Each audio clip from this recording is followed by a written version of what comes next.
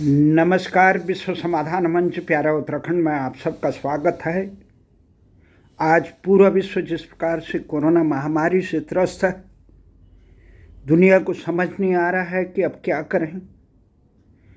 कई बार संपूर्ण बंद किया जा चुका है लॉकडाउन के रूप में। संसार की अधिकांश देशों की अर्थव्यवस्था तहस नहस हो गई। 200 से अधिक देश इस प्रकार से कोरोना की महामारी की चपेट में आ गए। कहीं दिशा नहीं मिल रही है कि इससे कैसे उभरें। इसका सबसे बड़ा कारण ये है कि पूरा विश्व इस प्रकार की महामारी के चपेट को इसे सामान्य महामारी समझ के ही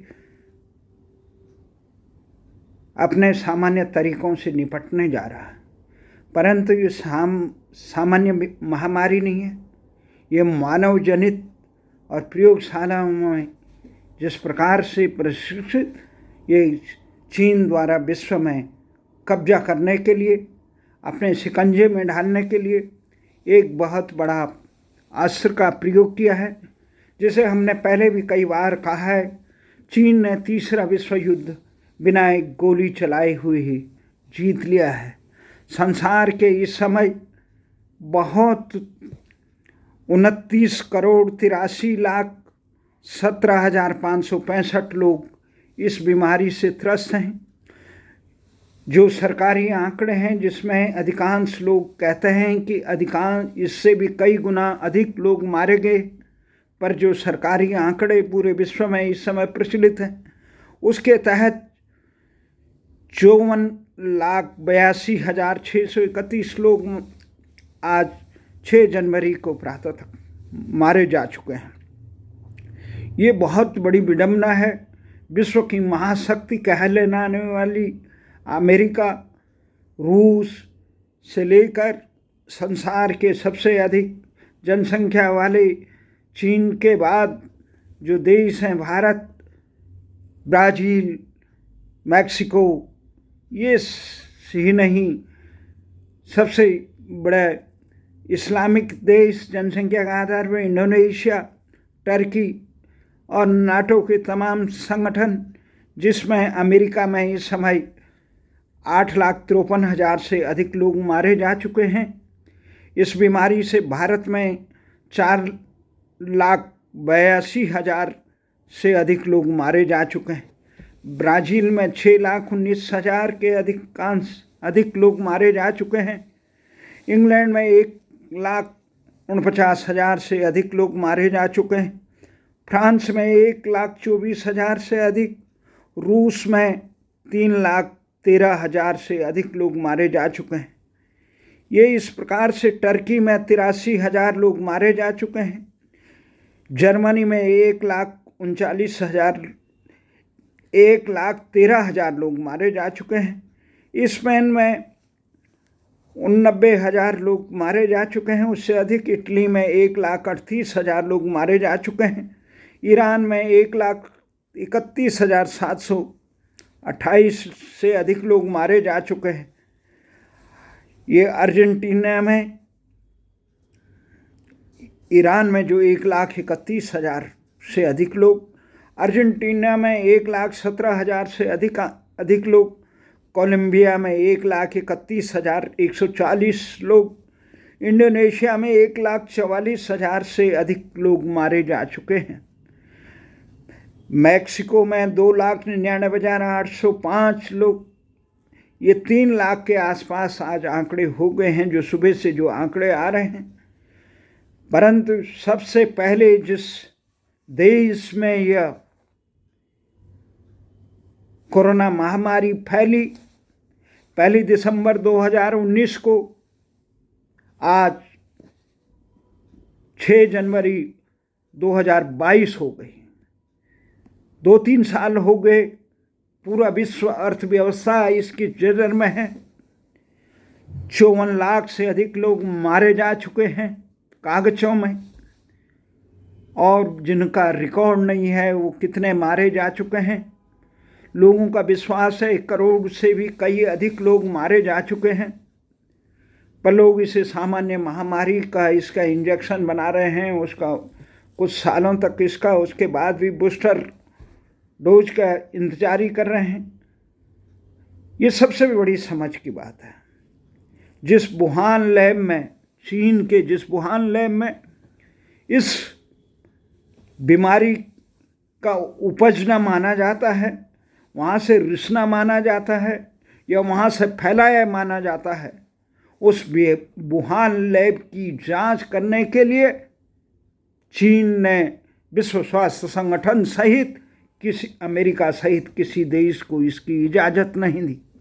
संसार के सैकड़ों देश चीन के आर्थिक सहायता और ऋणों के बोझ के तले दबे हुए हैं। कोई सामरिक हथियारों से, कोई अन्य उससे, उसकी ताकत के बल पर चीन के खिलाफ आवाज़ उठाने के लिए तैयार नहीं है। जिन लोगों ने भी चीन के खिलाफ आवाज़ उठाई, उनको काल गति, उनको या तो सत्ता से विमुख होना पड़ा। अमेरिका के राष्ट्रपति डोनाल्ड ट्रंप, जिन्होंने शुरू से ही चीन को इस महामारी का जनक बताया था, विश्व के लोगों को इससे तबाह करने की, विश्व की अर्थव्यवस्था को तबाह करने के लिए गुनाहगार कहा था, उस डोनाल्ड ट्रंप को हराने में भी चीन का सीधा और अप्रत्यक्ष हाथ माना जाता है। चीन ने जिस प्रकार से भारत और अमेरिका सहित नाटो के देशों में इसकी तबाही मचाई, उससे साफ लगता है कि ये कहीं न कहीं चीन का एक जैविक रासायनिक हथियार है। इस जैविक रासायनिक हथियार के खिलाफ आवाज़ उठाने के लिए, विश्व को एकजुट करने के लिए भारतीय सशस्त्र सेना के जाबाज नायक, महानायक जनरल बिपिन रावत ने इसकी आवाज़ उठाई थी, तो वो भी एक रहस्यमय ढंग से हवाई दुर्घटना में मारा गए। ताइवान के सेना प्रमुख भी इसी प्रकार से, एक जो भी चीन के खिलाफ आवाज़ उठा रहे थे, वो भी इसी प्रकार मारे गए। तो ये एक प्रकार से बहुत बड़ा हथकंडा है। चीन ने किस प्रकार से विश्व स्वास्थ्य संगठन के अध्यक्ष को प्रभावित किया, ये उसके देश को आर्थिक रूप से वो तमाम जानता है। लोकतांत्रिक के चोला ओढ़ने वाले देशों के दल, संगठन, मीडियाकर्मी, समाज सेवा के नाम पे जुड़ने वाले संगठन और राजनीतिक दल अर्थलोलुपता के प्यासे होते हैं। उन्हें भ्रष्ट किया जा सकता है। वो संसार के अधिकांश देशों में अपना शिकंजा कसने के लिए, अपनी नीतियों के विरोधी, और उस देश पर अपना शिकंजा कसने के लिए वहाँ इस प्रकार के जनताओं को, इस प्रकार के लोगों को आर्थिक और तमाम प्रकार की सहायता प्रत्यक्ष और अप्रत्यक्ष देता रहता है। और एक प्रकार से वो इस प्रकार के हथकंडे अपनाता है कि वहाँ की सरकारें जो चीन के वहाँ के घुसपैठ के मार्ग पर अवरोध है, उनको अपदस्थ करे। वो तमाम इस प्रकार के जो काम पहले अमेरिका और सोवियत संघ विश्व में अपना स्थापित करने के लिए करते थे, वो काम अब चीन बड़ी मजबूती से कर रहा है। और इसका प्रत्यक्ष उदाहरण भारत पर, ये परिस्थितिजन्य, भले ही चीन इतनी साफ गई से ये कार्य कर रहा है कि कोई भी देश प्रत्यक्ष इसका आरोप नहीं लगा सकता है। न ही चीन उनको अपने यहाँ तमाम जो चीन के जैविक और रासायनिक हथियारों के प्रयोगशालाएं हैं वुहान लैब में, जो उसकी जांच करने की इजाज़त तमाम विश्व को इतनी महामारी, इतना जघन्य नरसंहार करने के बाद भी नहीं करने की इजाज़त। और विश्व के तमाम देश इस मामले में आवाज़ उठाने में सक्षम नहीं है। जो अमेरिका थोड़ा बहुत कर रहा था, वहाँ भी लोकतांत्रिक ढंग से चीन विरोधी ट्रंप को मुंह की खानी पड़ी। ये नाटो के तमाम संगठन इस प्रकार से, तो तमाम इस प्रकार के जब चीन के खिलाफ आवाज़ उठाने की हिम्मत नहीं, भारत को चारों तरफ से घेरा जा रहा है। अमेरिका और नाटो, अमेरिका और भारत के खिलाफ इस प्रकार से एक प्रकार से तबाही की सुमानी है। ये अर्थव्यवस्थाएं ढह चुकी हैं। केवल इस महामारी में, ये तथाकथित विश्व महामारी में जिस चीन से ये फैला, वहाँ केवल 4,636 लोगों को मारे जाने की चीन प्रमाणित कर रहा है। अगर चीन इतने कम लोगों को मारेगे जहाँ से उदय, ये माना जा सकता है चीन की बेहतरीन अनुशासित तंत्र है, परंतु इस तंत्र को वहाँ की इससे बड़ी उस महामारी को चीन में कैसे रोकी। जब चीन ने वहाँ से रोकी तो तमाम किस प्रकार से चीन ने मेडिकल इक्विपमेंट से लेकर स्वास्थ्य के उपकरण और इस प्रकार की दवाइयों का जिस प्रकार से अपने यहाँ संग्रह किया था पूरे विश्व से, और उसके बाद उसको जिस प्रकार से संसार में मुनाफा कमाने के लिए किया था, तो उसे चीन कटघरे में, चीन का पूरा खान पान, चीन की पूरी सोच मानवता के लिए खतरे की एक घंटी ही नहीं, एक बहुत बड़ी त्रासदी के रूप में उभरी है। चीन का शुरू से साम्राज्यवादी सोच, पूरे संसार में अपने परचम फहराने का सोच, पूरे संसार को अपने अंकुश के अंदर रखने का, और चीनी साम्राज्य की पताका। एक तरफ वो पूरे चीन से लेकर अरब देशों तक और यूरोप तक अपना माल पहुंचाने के लिए सड़क मार्ग का काम कर रहा है। दूसरे जल मार्गों पर चीनी महासागर से लेकर तमाम महासागरों में अपने अड्डे बना रहे हैं।